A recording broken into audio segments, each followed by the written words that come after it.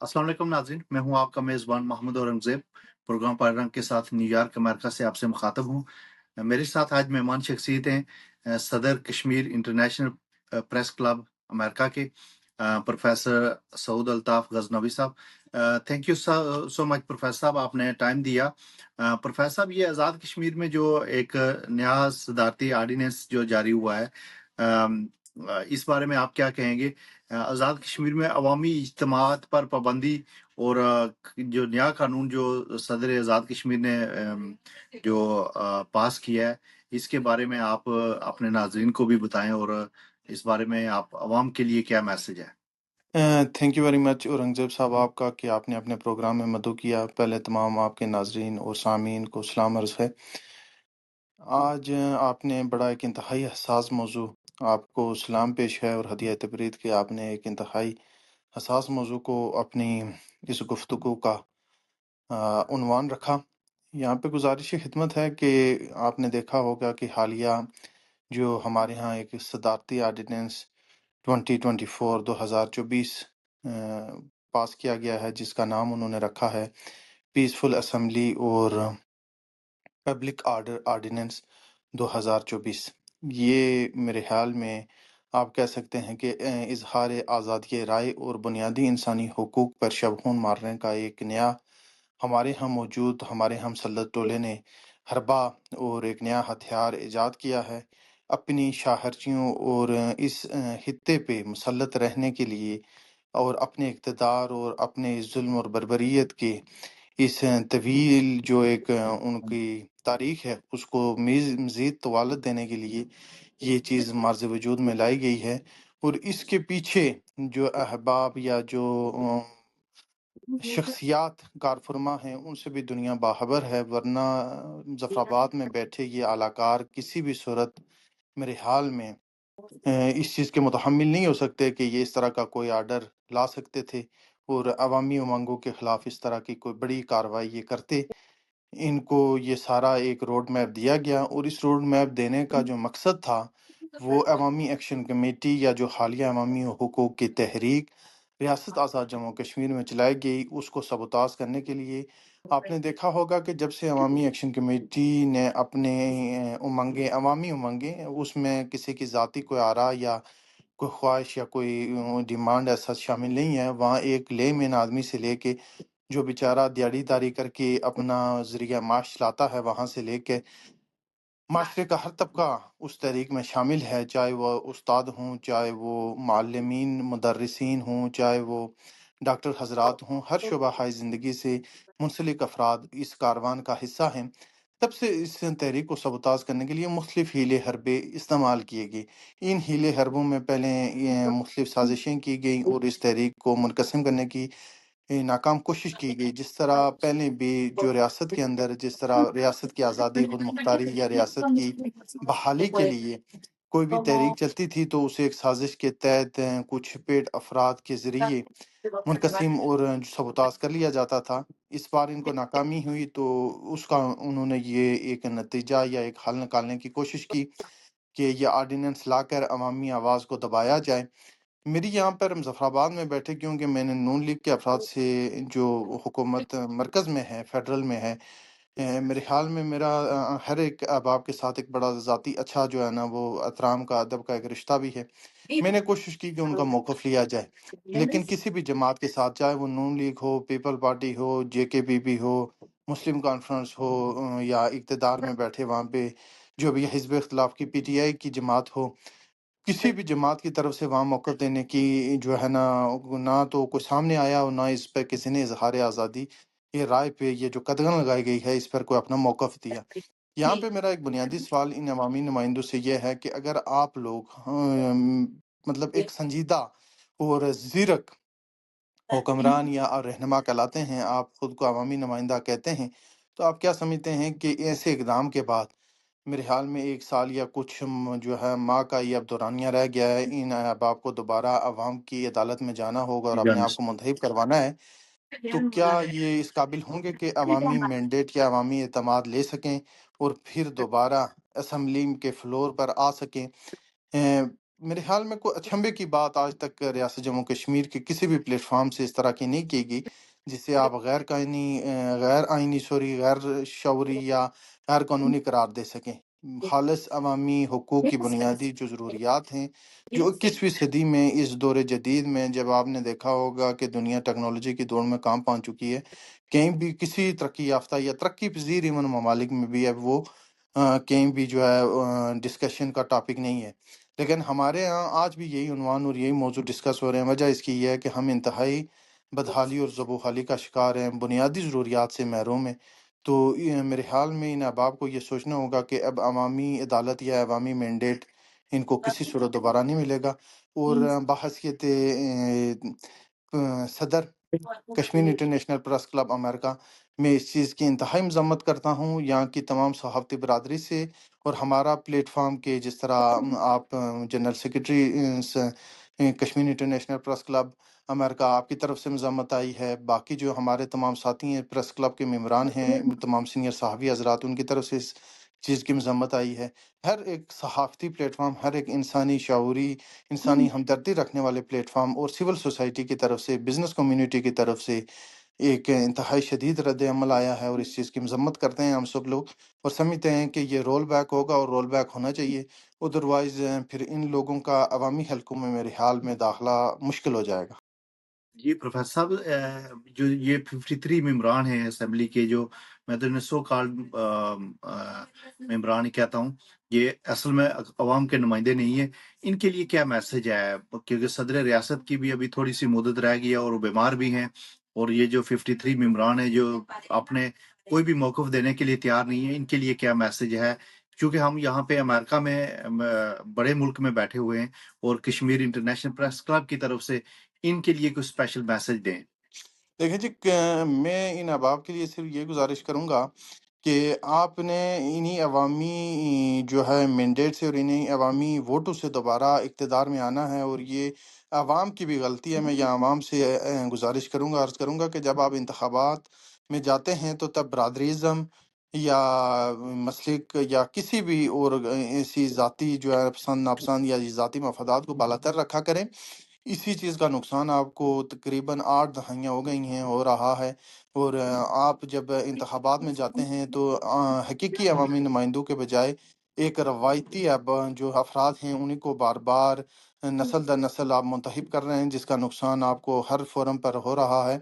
اور یہاں پر ان افباب کے لیے گزارش ہے کہ میرے حال میں اب عوام میں کافی حد تک بیداری آ چکی ہے، جس طرح آپ نے دیکھا ہو کہ شعور بیداری کانفرنسز ہر ایک کونے کونے میں کشمیر کے اس وقت جاری ہیں۔ اس کا بنیادی مقصد کوئی ایک جو ہے نا پرٹیکولر سیاسی جماعت نہیں ہے۔ اب یہاں پہ میں اس چیز کو ایک تناظر میں بیان کرنا چاہوں گا کہ پاکستان کے اندر جس طرح ایک الائنس موجود تھا، کبھی پیپل پارٹی باری لیتی تھی، کبھی نون لیگ، اور کبھی وہ یہ کرواتی دو پارٹیوں کی جو سیاست جاری تھی۔ جب عمران خان آیا تو عمران خان نے پہلے یہ انڈیکیٹ کر لیا تھا، میرا عمران خان یا اس کی پارٹی سے میں پہلے واضح کر دوں، کسی کے ساتھ کوئی نظریاتی ہماری ہمانگی موجود نہیں ہے۔ ہم خود مختار ریاست جموں کشمیر کے جو ہیں وہ نمائندے ہیں، اور اس کی بات کرتے ہیں، ہم اپنا ایک وجود رکھتے ہیں۔ ہمارے عمران خان سے بہت سارے اختلافات ہوں گے، لیکن ایک پس منظر بیان کر رہا ہوں کہ وہ تمام احباب اکٹھے ہو گئے عمران خان کے خلاف، اور آج وہاں آپ نے صورتحال دیکھی ہوگی سیاسی، یہی بات کشمیر میں ہوئی۔ یہی نون لیگ، یہی پیپل پارٹی، یہی جے کے پی پی، مسلم کانفرنس، پی ٹی آئی ایک دوسرے کو برا بلا کہتے تھے، ایک دوسرے کے خلاف سیاسی مہم جو جاری تھی۔ جیسی ایکشن کمیٹی نے عوامی حقوق کی بات کی تو یہ اکٹھے ہو گئے۔ اب گٹھے ہو گئے یہاں سے بالکل۔ یہ واضح ہو گیا کہ بھائی ان کا کسی طور بھی عوامی جو فلاح و بہبود ہے وہ کسی طور بھی مقصود نہیں ہے، وہ کسی طور بھی ان کو مطلوب نہیں ہے۔ ان کا مقصد و مطلوب جو ہے وہ ان کا اقتدار ہے، ان کی کرسیاں ہیں، ان کی شاہ خرچیاں ہیں، اور ان کی عیاشیاں ہیں جو در نسل چل رہی ہیں سیاست میں۔ زیادہ تر تو وہ گروہ موجود ہیں جو پشت در پشت آپ کہتے ہیں کہ انہیریٹنٹ اس میں جا رہی ہے۔ اور موسٹ اب آف دا دن کا کرمنل بیک گراؤنڈ ہے۔ اور ایگزیکٹلی آپ نے اس جو کابینہ ہے اس کے اندر کچھ ایسے افراد بھی دیکھے ہوں گے جن پہ 302 کے مقدمات ہیں، اور وہ بالکل موسٹ سینئر ترین پوزیشنز پہ موجود ہیں۔ یہاں پہ اب ریاست کا ڈھانچہ، اور یہاں پہ نہ صرف ویسے افراد کابینہ کا حصہ موجود ہیں، بلکہ لوگوں کے ساتھ سیاسی جو آپ کہہ سکتے ہیں انتقامی کارروائیاں، جو خالص سرکاری ملازمین ہیں جن کا سیاست سے کوئی تعلق نہیں ہوتا، ان کے خلاف بھی سیاسی جو ہے انتقامی کارروائیاں کی جاتی ہیں۔ کروائی جاتی ہیں، اور پورا آپ کہہ سکتے ہیں ریاست کا ڈھانچہ اس وقت ایک، اب یہاں پہ ایک عوام سے بھی سوال ہے اور میرا ان احباب سے بھی سوال ہے کہ آخر یہ جو پارٹی ہے، یہ 53 کا گروپ ہے، یہ تمام ایک کھچڑی پکی ہوئی ہے، کوئی پتہ نہیں ہے کہ حزب اختلاف کون ہے، کوئی پتہ نہیں ہے کہ جو ہے بالکل اقتدار میں کون ہے۔ تو ان لوگوں نے ایک اپنا اس اقتدار کو دوام دینے کے لیے یہ پارٹی آخر اتنی لانگ رن چل گئی کیسے گئی؟ آخر پیچھے کسی کی میرے حال میں لاٹھی موجود ہے، کسی کا پش اپ کہہ سکتے ہیں، بیک اپ کہہ سکتے ہیں، اور پریشر وہ موجود ہے جو ان کو یہاں تک لایا ہے۔ ایک کشمیر کے اندر بھی سیٹ اپ چلا پہلے کہ عبد القیوم نیازی جو ہے نا ان کی حکومت معزول ہوئی، پھر اس کے بعد تنویر الیاس آئے، پھر ان سے جب اختلافات ہوئے تو پھر ان کو لایا گیا، اور میرے خیال میں انوار الحق کے پاس کوئی اس طرح، کیونکہ میں انوار الحق صاحب سے ملا بھی ہوں، میں نے ان کو جانا بھی ہے، کوئی اتنی اس قدر آپ کہہ سکتے ہیں کہ شخصیت نہیں ہے کہ وہ ان احمق قسم کے جو ہے نا وہ بڑے فیصلے کیے جائیں۔ یہ فیصلے کروائے گئے ہیں ان سے فیصلے لیے جاتے ہیں، ان کو ایک آپ کہہ سکتے ہیں کہ ریٹن فارم میں دیا جاتا ہے، وہ پڑھ کے آگے جو ہے نا اس کو آپ انٹرپٹ کرتے ہیں۔ تو ان انٹرپریٹیشن میں ان سے یہ عرض کروں گا کہ آپ انٹرپریٹر ضرور بن چکے ہیں، لیکن آپ کو یہ خیال رکھنا ہوگا کہ آپ نے پھر اپنے عوامی حلقے سے ہی، آپ کا جو حلقہ ہے جہاں سے آپ منتخب ہو کے آئیں وہیں سے منتخب ہونا ہے، اور پھر شاید آپ کے لیے یہ اقتدار کی راہیں ہمیشہ کے لیے عوام بند کر دیں۔ نہ صرف وزیر اعظم ریاست، صدر ریاست، بلکہ تمام جو انتخابی حلقوں میں موجود ہیں، جن لوگوں نے ایون یہ بھی لیبل لگایا ہوا تھا کہ ہم بڑی جناب جو ہے وہ ایک انقلابی قسم کی سیاست کرتے ہیں، ان کو سوچنا چاہیے اور ان کو اس چیز پہ آواز اٹھانی چاہیے تھی۔ یہ تو بنیادی قدغن اظہار پہ آپ دیکھیں کہ ایک ڈپٹی کمشنر لیول کا افسر وہ کیوں عوام جا کے اس سے جناب اپنی امنگوں کے خلاف، روڈ شارات موجود نہیں ہیں، اسکول موجود نہیں ہے، صحت آپ کے پاس موجود نہیں ہے، سفری سہولیات آپ کے پاس موجود نہیں ہے، وہ ڈپٹی کمشنر جناب جو ہے نا وہ مالک بن بیٹھا ہے عوام کا، کہ وہ آپ کو ریٹرن اجازت نامہ دے گا اور آپ کو جگہ تجویز کرے گا، تو آپ اپنی سیاسی ایکٹیویٹی یا اپنا پروٹیسٹ ریکارڈ کریں۔ یہاں امریکہ کے اندر آپ نے دیکھا ہوگا، میرے حال میں ترقی یافتہ دنیا میں اس وقت سب سے زیادہ پوری دنیا پہ راج کرنے والا ملک، یہاں پہ جب فلسطین کے حق میں یا کسی بھی دوسری کو کمیونٹی احتجاج کرتی ہے تو لوکل جو اتھارٹیز ہوتی ہیں ان کو بہت شارٹلی نوٹس پہ اگر کوئی انفارم کرے تو کرے، نہیں تو وہ اپنا جو پروٹیسٹ ہیں وہ ریکارڈ کرواتے ہیں، اور بالکل ان کو جو لوکل اتھارٹیز ہیں وہ آ کے گارڈ کرتی ہیں، ان کو سہولت دیتی ہیں، ان کو پروٹیکٹ کرتی ہیں۔ یہ تو کہیں نہیں ہوا کہ لاٹھی چارج ہوا ہو، جو ہے نا آنسو گیس پھینکی گئی ہو، یا ان کو جو ہے نا قید و بند کیا گیا ہو کہ بھائی آپ لوگ کیوں اپنا پروٹیسٹ کارڈ کروا رہے ہیں۔ راولا کوٹ میں نابینا افراد بیٹھے، ان کے ساتھ جو حکومت کی طرف سے طرز عمل یا جو ریت روا رکھی گئی وہ بھی دنیا کے سامنے ہے۔ تو یہ چیزیں میرے شرمناک خیال ہے میں وہ۔ عوامی شعور کے لیے آنکھیں کھولنے کے لیے کافی ہیں، اور ہم میڈیا کے اس پلیٹ فارم سے، یہ آپ کے پہاڑی رنگ پروگرام کے توسط سے، میں آزاد ریاست جموں کشمیر اور عالمی دنیا پہ بسنے والے، اب یہ حکمران وہاں سے جب یہاں آتے ہیں تو ہم ان کو ایک آنری طور پر چلو یہ کہتے ہیں کہ یار ہمارے عوامی نمائندے ہیں، ہم ان کو وقت دیتے ہیں، ہم ان کو یہاں پہ مختلف سہولیات جو ہم سے ہو سکتا ہے، کمیونٹی سے ان کی انگیجمنٹ ہوتی، لیکن ان کو ایک اس چیز کا خیال رکھنا ہوگا، اگر یہ عوامی امنگوں یا عوامی جو جذبات ہیں ان کا خیال نہیں رکھیں گے تو نہ صرف ریاست کے اندر ان کے لیے مشکل ہوگی بلکہ انٹرنیشنل سطح پہ بھی۔ اور کشمیر انٹرنیشنل پریس کلب اپنی صحافتی ذمہ داریاں ادا کرتے ہوئے تمام انٹرنیشنل میڈیا میں اس خبر کو لائے گا، اور اس غیر قانونی، غیر انسانی، غیر اخلاقی آرڈیننس کے خلاف ہر پلیٹ فارم پہ انشاءاللہ اپنی آواز احتجاج بلند کرے گا۔ جی بالکل پروفیسر صاحب، یہ جو 53 ممبران ہیں اور اسپیشلی وزیر اعظم انوار الحق اور بیرسٹر سلطان محمود جن کی تھوڑی سی ابھی مدت رہ گئی ہے، ہم بھرپور ان کی مذمت کرتے ہیں یہ اس طرح کے کالے قانون۔ اچھا، یہ ہندوستان میں بھی اس طرح کے کالے قانون موجود ہیں، اور جی بلکہ جی آج ہی وہ میروائز کو انہوں نے نظر بند، میروائز عمر فاروق کو انہوں نے نظر بند کیا ہے، اس کی بھی ہم مذمت کرتے ہیں۔ اور یاسین ملک جو ابھی وہ بھوک ہڑتال پہ ہیں، ان جو انسانی حقوق کی تنظیم ہے ان کو سامنے آنا چاہیے اور اس پہ آواز اٹھانی چاہیے، اور جس طرح کا ہندوستان ظلم و زیادتی کر رہا ہے اسی طرح کی سچویشن آزاد کشمیر میں جو پاکستان کے زیر انتظام کشمیر ہے اس میں بنتی جا رہی ہے۔ جی ہاں، دیکھیں اب یہاں پہ ایک اورنگزیب صاحب بڑی خاص بات سامنے آئی ہے کہ ہمارے ہاں یہ ایک تاثر ہے، اور یہ بڑا ایک واضح وہ لائن موجود ہے کہ جناب ہم قدرے جو ہے نا بہتر صورتحال میں ہیں، بھارتی مقبوضہ ریاست جموں کشمیر میں جو ہے نا وہ ظلم بربریت اور یہ جو ایک انسانی حقوق کی خلاف ورزیاں وہ اس قدر زیادہ ہیں کہ ہم الحمدللہ امن و امان میں ہیں، لیکن اب یہاں پہ عوامی جو تحفظات ہیں وہ پیدا ہونا شروع ہو گئے۔ اب آپ دیکھیں کہ وہاں پہ عمر عبداللہ یا جو فاروق عبداللہ تھا یا جو بھی گروپ وہاں پہ موجود ہیں جو بھارت کے اس وقت اعلی کار ہیں، اور انہوں نے عوامی جو ہے وہاں پہ کیسے کتنے جو کالے ایکٹس اور کالے قوانین موجود ہیں، جس سے نہ صرف اظہار آزادی رائے پر پابندی عائد ہے بلکہ عوامی جو ایکٹیویٹیز ہیں ان کو بھی محدود کر دیا گیا۔ اب اسی کی ایک آپ کہہ سکتے ہیں کڑی اس ریاست کے خطے میں، پاکستان کے زیر انتظام خطے میں بھی شروع کر دی گئی ہے۔ تو پھر یہ ایک واضح جو ہے پیغام چلا جاتا ہے عوام کو یا جو عالمی دنیا کو، کہ بھارت اور شاید اس طرف کے یہ احباب ایک ہی پیج پہ، ایک ہی پلیٹ فارم پہ باہمی کنسنسس کے ساتھ موجود ہیں کہ ہم نے عوامی حقوق کو، عوامی تحریک کو اور کشمیریوں کی آواز کو دبانا ہے، اور انہیں ان کی حقوق یا ان کی مانگوں سے بازور دست ہو یا بازور بازو ہو، کسی طور پہ بھی ہم نے ان کو دبانا ہے، اور ہم نے ان کو پریشرائز کر کے ان کی آواز جو ہے وہ سامنے نہیں آنے دینی، اور ہم نے جو ہے نا ہمیشہ یہ اپنا ایک جو رویہ ہے جبر و بربریت کا اور استبداد کا، یہ ہم نے جاری رکھنا ہے۔ اور میرے خیال میں اس دور میں یہ ان کے لیے ممکن نہیں ہوگا۔ بہت بہتر ہوگا کہ اس سارے سیٹ اپ کو ہیں کہ جو ہینڈلرز ہیں ان کو یہ سمجھ آنا چاہیے کہ بھائی اس کے نقصانات بڑے دور رسد ہوں گے، اور عوام کے اندر اگر یہ شعور آ گیا اور اگر یہ منافرت کا بیج بو دیا انہوں نے کہ بھارت کے اندر اور اس خطے کے اندر ایک ہی جیسے اب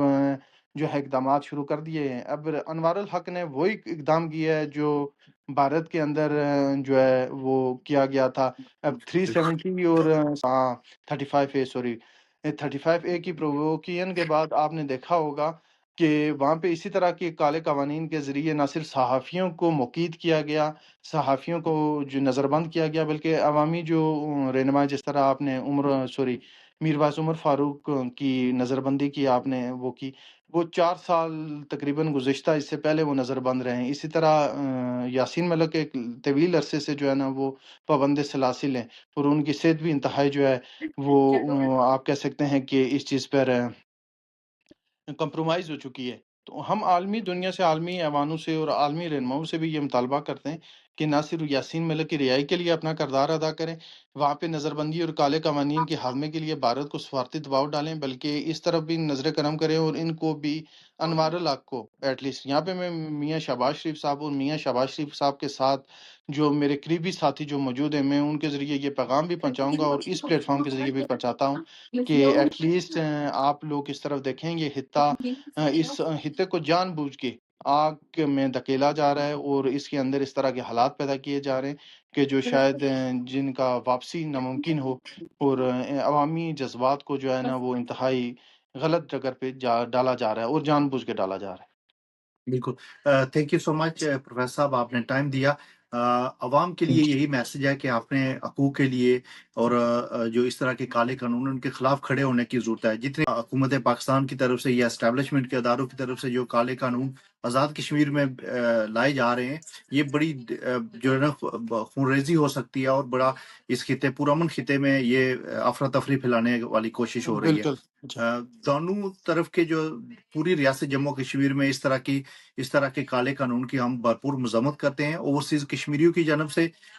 کشمیر انٹرنیشنل کلب امریکہ کی جانب سے، اور یہ ہم عوام سے اپیل کرتے ہیں، اور نوجوانوں سے اسپیشلی باشعور نوجوان ہیں آزاد کشمیر کے، ان سے اپیل کرتے ہیں کہ اس کے لیے اپنا کردار ادا کریں، اپنی آواز اٹھائیں۔ تھینک جی یو سو بالکل مچ۔ جی، شکریہ۔